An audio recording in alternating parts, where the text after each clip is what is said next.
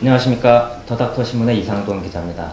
오늘 이 자리에는 고려대학교 의과대학의 김영훈 교수님께서 함께 하셨습니다. 신부정맥 치료 분야의 세계적 명의로 인정받고 계시는 김영훈 교수님은 현재 고려대학교 안암병원 심혈관센터에서 신부정맥 환자의 치료에 전념하고 계십니다. 이외에도 우리나라 심방세동 환자의 치료 실태를 조사한 코라프 연구를 주도하시는 등 신부정맥 분야에서 활발한 연구활동을 펼치고 계십니다. 오늘 김영훈 교수님을 모시고 우리나라의 심방세동의 현황과 치료 실태, 그리고 더 나아가서 심방세동 환자의 뇌졸중 예방을 위한 새로운 항응고제 전략에 대해 말씀을 들어보도록 하겠습니다. 교수님, 오늘 함께해 주셔서 감사합니다. 네, 안녕하십니까. 먼저 그 심방세동의 실태에 대해서 짚어봐야 할 것 같습니다. 제가 알기로는 그 서구 선진국에서는 고령화가 진행이 되면서 심방세동이 상당히 심각한 보건 이슈로 떠오르고 있는 것으로 알고 있습니다. 그렇다면 상황이 그렇게 선진국과 다르지 않을 것으로 보이는 우리나라의 경우는 어떤지 상당히 궁금하고요. 그래서 유병률이라든지 그런 전반적인 실태에 대해서 먼저 말씀을 부탁드립니다. 그리고 네.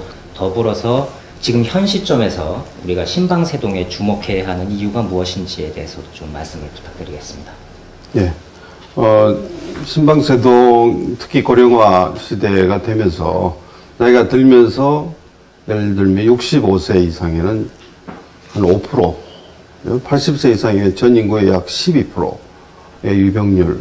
그래서 전 인구의 우리나라도 지금 나오면, 통계에 의하면 약 한 1.5% 정도, 전 인구의. 그러니까 5천만 인구의 1.5%니까, 지금 현재 조사된 거에 의하면, 한 65만 명의 환자가 심방세동이다. 그리고 2004년도부터 2006년도까지 우리가 심평원과 함께 조사한 자료에 의하면 최근에 한 60%가 이전에 비해서 심방세동 환자가 등록됐다.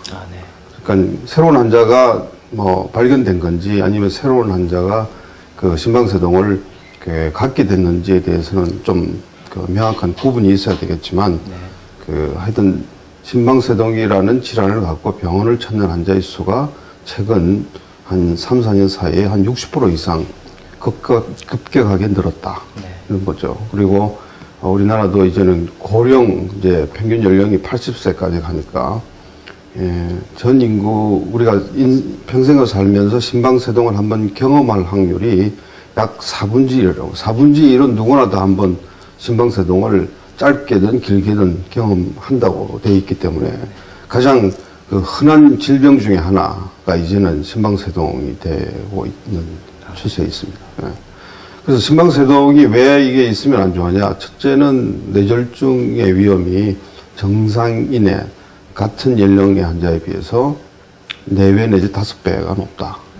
또 이 심장의 부전증이죠. 심장 제대로 규칙적으로 뛰지를 못하니까 심부전증 또는 심혈관계 사망률이 2배 이상 올라간다 하는 거죠. 최근에는 같은 연령의 환자에 비해서 치매 발생률도 2배 이상 높다 하는 거죠. 그 다음에 심방세동이 있는 70세 이상의 환자들을 봤더니 상당히 인지도, 이런 인텔리전트한 인지도도 떨어진다. 그러니까 커그니티브 펑션이 떨어진다는 거죠. 그래서 이런 여러 가지, 또 심방세동 때문에 뇌졸중, 또 이런 여러 가지 심부전 이런 거로 인해서 사회적 비용도 상당히 많이 지출되고 있는 거죠. 병원에 입원하는 환자 등등. 그래서 심방세동이 고령화되면서 삶의 질을 떨어뜨리는데 상당히 어떻게 보면 방해 요소가 된다. 그래서 심방세동을 지금 별로 증세가 없다고 해도 앞으로 장기적으로 봐서 특별한 치료를 고려해야 되는 것이 바로 이런 이유죠. 네, 그렇습니다. 말씀하셨듯이 심방세동 환자의 경우에 특히 뇌졸중 위험이 높다는 게 이제 가장 심각한 문제로 인식이 되고 있는데요. 그러면 심방세동 환자의 치료, 특히 심방세동 환자의 뇌졸중 예방 전략, 이 예방 전략이 어떻게 이루어져 왔는지 상당히 궁금합니다. 그래서 교수님께서 그런 치료 동향에 어떤 변화가 있었는지 한번 개괄적으로 정리를 해주셨으면 좋겠습니다. 심방세동만 있고 다른 인자가 없다. 나이도 젊고 사실 뇌졸중이 생길 수 있는 가능성은 굉장히 낮죠. 그런 환자들에게는 뭐 아스피린 정도의 치료를 권하고 있지만, 심방세동과 함께 그 뇌졸중, 예를 들어서 당뇨, 고혈압, 뭐 심부전, 또 가족력, 또 이런 그 뇌졸중이나 이런 TIA, 일시적인 그 허혈성 그 변화, 이런 그의 기왕력이 있으면 그 뇌졸중에 그 노출될 위험은 굉장히 높죠. 그래서 최근에 바뀐 어떻게 보면 치료 권고안이라고 한다면, 이런 항응고, 항혈전 치료를 해야 될 대상 환자가 상당히 늘었다. 그래서 스코어 1 이상도 이제 고려하고 2 이상이면 항응고 치료를 반드시 하도록 권고하고 있으니까 그런 것만 봐도 이제 유로피안 가이드라인을 봐도 이제 항혈전 치료를 해야 될 적응되는 환자의 그 전체 그 볼륨이 많이 늘었다. 네. 그리고 이제 그 중간에 있는, 그래서 그 체드 스코어라고 따지면 1 환자도 많은 데이터에서 이런 그 항응고 치료를 하는 것이 그 환자들에게 베니핏을 주더라, 뇌졸중의 빈도를 줄이더라는 이런 결과들이 많이 나오고 있기 때문에 이제 그런 것까지 고려한다면 과거보다는 훨씬 더 뇌졸중에 대한 그 예방치료법이 훨씬 더 좀 엄격해지고 또 그 혈전 치료 해야 될 환자들의 수가 그 늘고 있다. 이렇게 말씀드릴 수가 있습니다. 네, 그 항혈전 치료가 굉장히 중요해지고 있다고 말씀을 해주셨는데요. 서두에 제가 말씀드렸듯이 그 우리나라 심방세동 환자의 치료 실태를 조사한 코라프 연구가 이제 발표가 됐습니다. 그래서 연구 결과를 보면 그 심방세동 환자들의 치료에 항응고제보다는 항혈소판제가 더 많이 사용되고 있다는 것으로 나왔고요. 또 와파린 치료를 하더라도 40% 정도, 그러니까 상당히 그 많은 환자들이 치료를 도중에 중단하는 것으로 결과가 나온 것으로 제가 알고 있습니다. 그래서 교수님께서 직접 이 연구를 주도하셨는데요. 그래서 이러한 그 결과가 나온 원인이라든지 전반적인 결과에 대해서 어떻게 평가하시는지 말씀을 좀 부탁드립니다. 예. 우선 그 코라프 평균 연령이 한 60세 정도거든요. 그러니까 비교적 그 활동기에 이제 3차 병원이니까 3차 병원을 처음 내원해서 심방세동으로 진단된 환자들이니까 비교적 심방세동 때문에 그 어느 정도 증상도 좀 느끼시는 분도 많고 활동적으로 활동하는 사람 또 60세 정도의 환자니까 그렇게 뇌졸중의 고위험군이라고 할 수는 없습니다. 그러나 우리가 체드 스코어로만 따지면 0이나 1 환자들이 대부분 한 70% 정도를 차지하는 결과를 보였는데 뭐 그런 이유 때문에도 일단 아스피린이 대부분 쓰여지고 있고 이런 항응고 치료, 와파린 등의 항응고 치료 하는 환자들의 숫자가 적죠. 그런데 체드 스코어가 1이든 2든 그 관계없이 평균 한 35%밖에 그 와파린 치료를 안 하고 있어요. 그러니까 예를 들어서 체드 스코어 2인 환자도 30%밖에 안 하고 있다. 그리고 그런 환자들도 와파린의 용량이 낮다는 거죠. 서브옵티멀하다는 INR 밸류가. 그러니까 그만큼 그 우리나라는 상당히 이 와파린 그 치료하기가 참 어려운, 특히 아시아 국가 대부분 그렇지만 음식과의 관계, 또 여러 가지 드시는 이런 종합 영양제와의 관계, 또 다른 약과의 상호 관계, 또 대학병원 같은 데서는 지금 평균 와파린을 사실 그 처방하려면 한 달에 한 번 또는 두 달에 한 번은 환자를 보면서 모니터링을 해야 되는데 지금 뭐 대학 3차 병원 같은 데는 3개월, 6개월 또는 1년에 한두 번 이렇게 진료를 하는 그런 경우가 많잖아요.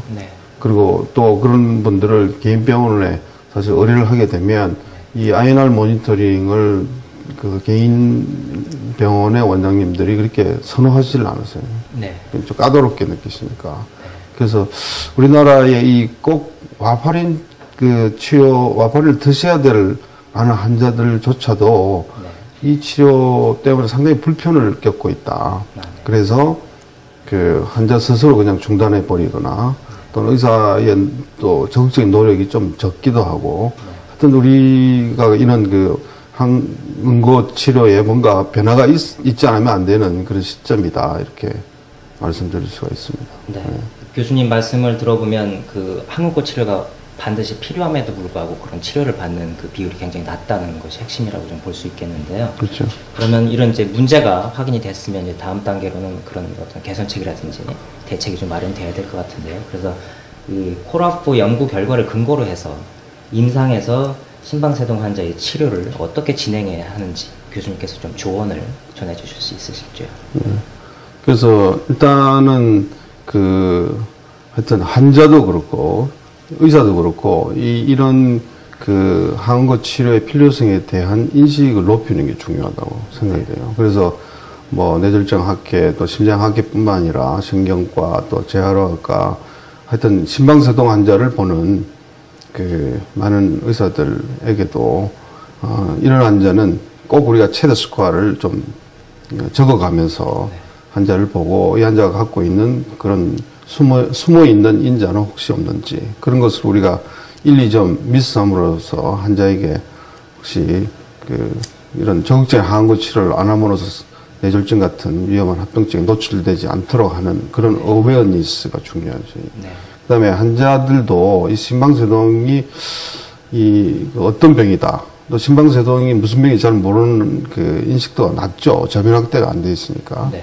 그래서 이런 외국 같은 데 보면 이런 상당히 그 흔한 질환 중에 하나인 심방세동에 대해서 대국민 캠페인을 하는 학회들도 많아요. 네. 그래서 이게 어떤 병이고 뭘 조심해야 되고 어떤 사인이 있을 때 병원에 가야 되고 뭐 어떤 치료가 지금 할 수 있고 어떤 약이 지금 가능하고 뭐 이런 상당히 국민 그 계몽 캠페인이 이루어질 정도로 되거든요. 그러니까 이런 결과들을 갖고 저희들이 이제 학회가 좀 그런 그 활동도 하려고 합니다.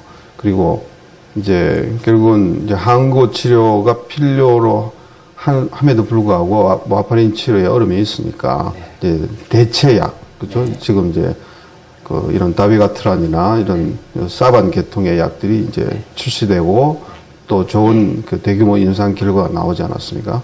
그러니까 이런 것들을 우리가 소개하고 이러면서 이제 심방세동의 치료가 조금 좀 쉽고 그리고 훨씬 더 안전하게 갈 수 있는 시점에 왔다. 이런 것을 우리가 환자들에게도 알리고 의사들에게도 교육시키는 이런 게 필요한 그 시기라고 봅니다.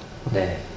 이제 교수님께서 말씀하셨듯이 이제 항응고 치료에 대해서 조금 더 자세하게 말씀을 좀 드려야 될 것 같습니다. 그래서 앞서서 그 와파린 치료의 어려움을 좀 말씀을 하셨고요. 그래서 지난 2009년에 신규 항응고제 다비가트란하고 와파린을 직접 비교한 윌라의 임상 연구가 발표가 됐습니다. 그래서 그리고 그 결과를 통해서 심방세동 환자의 뇌졸중 예방에 새로운 전기가 마련될 것이라는 평가가 나왔고요. 그래서 신규 항응고제 가운데 이제 말씀하셨듯이 다비가트란, 뭐 리바록사반, 그리고 아픽사반 등이 여러 가지가 있는데요.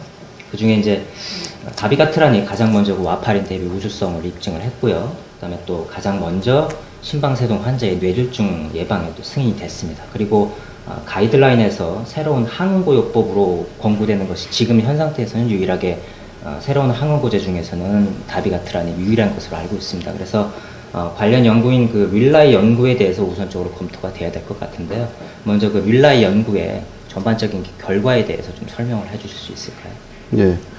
우선 하여튼 이때까지 수많은 약들 또는 뭐 이 뇌졸중 예방을 위한 심방세동 환자에서 스트로크 프리벤션에 그 많은 약들이 와파린에 대해서 도전을 해왔지만 한 번도 이긴 적이 없어요. 다 뭐 결과는 그 와파린보다는 못하지만 어느 정도 효과가 있다. 뭐 이런 정도. 와파린이 평균 한 60% 정도의 그 뇌졸중 예방 효과가 있고 아스피린은 대개 한 20 내지 25% 정도 있는 거로 이제 그게 확립된 결과였는데 다비가트란 이제 110mg 하루에 2번, 또 150mg 하루에 2번이 110mg은 와파린하고 거의 유사한 정도의 뇌졸중 예방 효과가 있었고 150mg은 통계적으로 유의한 약 30% 정도의 뇌졸중 감소 효과가 있었다. 그러면서도 출혈의 위험이 높지 않았다. 상당히 이건 이때까지 나왔던 어떤 스타디에 비해서도 이게 약 한 16,000명이니까 상당히 큰 대규모 연구인데 그 어떻게 보면 그 항혈전 치료에 좀 새로운 전기가 됐다고 할 수 있는 그런 스타디죠, 이게 릴라이가. 그리고 이제 하나 또 주목할 게 와파린 대비 인트라크레니얼 헤모리지가 뭐 건 60% 이상 다비가트란 110이나 150mg이 적다는 것은 굉장히 이건 중요한 메시지죠. 그리고 그래서 하루에 2번 먹는 좀 불편함이 있어요. 그런데 모니터링이 필요 없고 또 일단 이렇게 와파린에 대비 우수한 효과가 있었다. 그래서 약간의 그 출혈의 위험이라든지 여러 가지 이런 것들 다 이렇게 해서도 그 다비가트란 그 110 또는 150mg이 공이 다 그 네트 클리니컬 베니핏이 있다. 이런 결과들이 나왔죠. 그러니까 그 앞으로 이제 이런 결과 때문에 그 이제 어떻게 보면 피지션도 좀 더 이제 선택의 폭이 넓어졌고 환자도 좀 쉽게 항혈전 치료가 가능한 그런 결과다 이렇게 말씀드릴 수 있습니다. 네. 그 연구 결과를 조금 더 자세히 보면요, 그 허혈성하고 그다음에 출혈성 뇌졸중을 전반적으로 다 낮춰줬고요. 그다음에 사망률 결과도 좀 긍정적이었던 것으로 나온 것으로 알고 있습니다. 그래서 이러한 그 결과들은 또 어떻게 해석을 하고 받아들여야 되는지도 궁금합니다. 그래서 뭐 말씀드린 것처럼 릴라이는 일단 그 150mg이 그 통계적으로 유의했다는 것은 굉장히 어떻게 보면 획기적인 결과죠. 그리고 이제 최근에 그 결과에 의하면 이 150mg의 이런 우수성 때문에 이 cost effective 하다. 그래서 이제 비용 대비 우리나라에서는 이제 다비가트란의 이 비용에 대해서 많이 걱정을 하는데 이 뇌출혈 인트라크레니얼 헤모리지를 줄이고 출혈의 위험을 적게 하면서 뇌졸중을 유의하게 줄였던 이 150mg만으로 본다면 그런 사망률의 감소와 함께 훨씬 환자가 이거로 인해서 입원도 자주 해야 되고 뭐 여러 가지 혈관계 합병증 때문에 그 불편했던 이런 것들을 다 고려한다면 훨씬 더 코스트 이펙티브하다. 이런 외국에서의 결과도 있었죠. 그렇다면 앞으로 우리가 그 여러 가지 이런 와파린이 대부분의 환자가 쓰면서 자기가 하이리스크인데도 불구하고 중간에 약을 안 드시거나 또는 아스피린 정도로만 드시거나 그래서 또 제2, 제3의 뇌졸중을 경험하는 환자들에게 그 다음에 다른 대안이 없었거든요. 이제 이런 그 다비가트란 릴라이 결과는 이제 그런 그 새로운 그 뇌졸중 예방의 어떤 전기가 됐다. 이제 그런 결과를 다시 한번 확인하는 거라고 말씀드릴 수 있습니다. 네. 다비가트란이 이제 심방세동 환자의 뇌졸중 예방에 승인이 되면서 그 세계 학계의 그 가이드라인에도 좀 큰 변화가 있었던 것으로 알고 있습니다. 그래서 최근에 이 가이드라인이 신규 항응고제에 대해서 어떻게 언급을 하고 있는지 좀 설명 부탁드립니다. 그렇죠. ACC나 HA 가이드라인에서 이제 다비가트란이 포함됐죠. 그러니까 이런 이 고위험 환자에서 이제 어떻게 보면 안전하고 쉽게 모니터링이 필요하지 않는 이런 와파린의 얼터너티브로서 이런 다비가트란을 쓸 수 있다. 그리고 다비가트란이 일부 환자에서는 오히려 수피리하다, 또 우수하다 이런 결과를 이야기했죠. 그리고 일단은 다만 이게 이제 non-valvular AF죠. 그러니까 하여튼 이런 판막 질환과 동반되어 있는 AF는 아니고 non-valvular AF의 다양한 그래서 항응고 치료를 필요로 한 환자들이 다 이제 다비가트란 치료의 대상이 될 수 있다. 이제 이렇게 이제 권고안이 새롭게 추가가 됐죠. 네. 그 우리나라 학계에서도 그 신규 항응고제의 권고든지 이런 그 가이드라인이 좀 변화될 수 있다는 걸 좀 예상해 볼 수 있을까요? 그렇죠. 예, 그렇습니다. 아마 저희들도 일단은 아마 엑스퍼트 컨센서스 정도로 이제 지금 우리가 이제 조금씩 임상 현장에서 우리가 그 경험이 쌓이게 되면 이런 다비가트란 또 우리나라의 설정에 맞게 또 아마 건관이 바뀔 준비를 좀 해야 될 것 같습니다. 네, 그렇습니다. 지금 마지막으로 이제 좀 총 정리를 해봐야 될 것 같은데요. 지난 수십 년간 이제 심방세동 환자의 뇌졸중 예방 전략에 와파린이 이제 주로 사용되어 왔었고요. 하지만 실제 임상 현장에서는 그 아까 말씀하셨듯이 약제의 한계로 인해서 실질적인 그 처방이나 적용이 제대로 이루어지지 않았던 것으로 제가 알고 있습니다.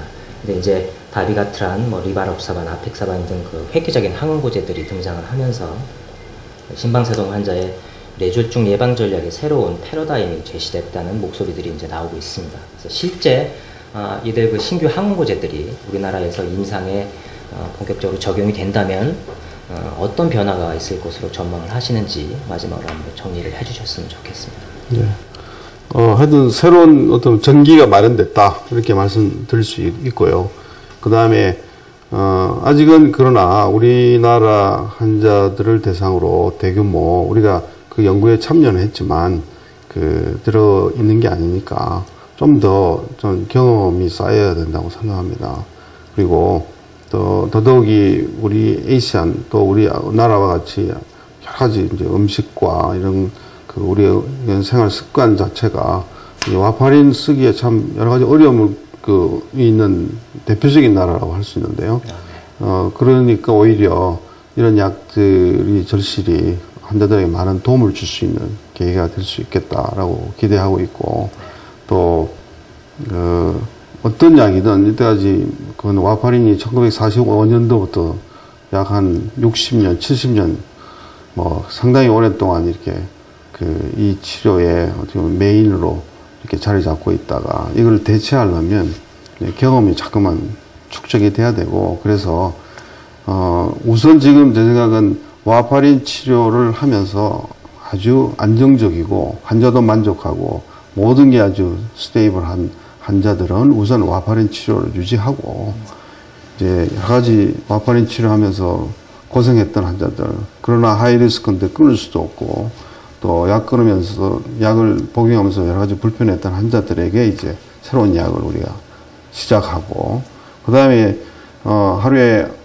이런 모니터링이 필요 없고 또 이런 여러 가지 드락과 음식과 관계가 없다라고 하는 것을 설명을 하면서 신규 환자들이 이런 다비가트란 약을 더 선호할 때는 또 이게 어느 정도 비용 대비 효과가 있다고 알려졌으니까 이제 우리나라에서도 이런 환자들의 숫자를 조금씩 늘려가면서 우리 데이터를 갖게 되고, 그러므로써 우리나라 예를 들면 체드스코어 1 환자도 다비가트란이 아스피린 내지는 와파린보다도 우수하더라, 이런 결과들이 이제 나오고 하면 앞으로 점점 이런 신규 항혈전 치료 약제의 좀 저변 확대가 더 늘어날 거라고 보고, 그래서 처음에는 조금은 좀 근거가 이렇게 새롭게 해서 모든 걸 다 바꾼다기보다는 조금씩 점진적인 그런 변화, 그래서 많은 환자들에게도 그동안 불편해서 치료를 못 받고 있었던 환자들도 이제는 찾아내서 발굴해서 이렇게 좀 치료가 용이해졌다는 것도 소개해서 이런 약으로 많은 환자들이 좀 혜택을 볼 수 있는 그런 진료, 또 그런 현장에서 의사들의 그런 또 변화도, 인식의 변화도 있어야 되지 않을까 싶습니다. 네, 교수님 장시간 좋은 말씀 감사합니다. 네, 감사합니다.